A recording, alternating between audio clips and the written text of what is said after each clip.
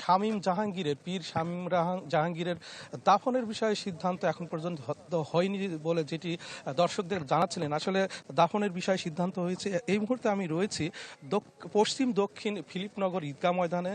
এটা তার সামাজিক স্থানীয় যে সামাজিক কবরস্থানে কিন্তু তার দাফন সম্পন্ন হবে। সেই লক্ষ্যে কিন্তু আমরা দেখেছি যে তার মরদেহ জানাজার জন্য রাখা হয়েছে ঈদগাহ ময়দানে। এখানে অসংখ্য স্থানীয় তার ভক্তানুরাগীরা এসেছেন এবং বিপুল সংখ্যক আইন শৃঙ্খলা রক্ষাকারী বাহিনী কিন্তু তারা এসেছেন।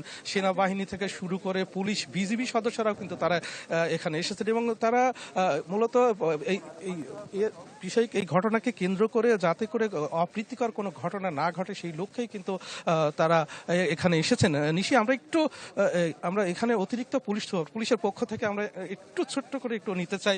কুষ্টিয়ার অতিরিক্ত পুলিশ সুপার ফয়সাল মাহমুদ রয়েছেন, আমরা একটু তার কাছ থেকে ছোট্ট করে জানতে চাই সর্বশেষ কি অবস্থা একটু যদি বলেন।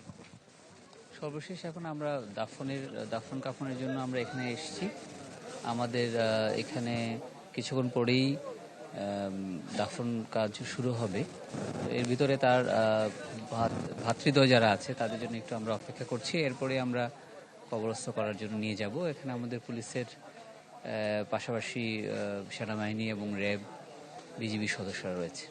হ্যাঁ, ধন্যবাদ। আসলে দাফন প্রক্রিয়া চলছে।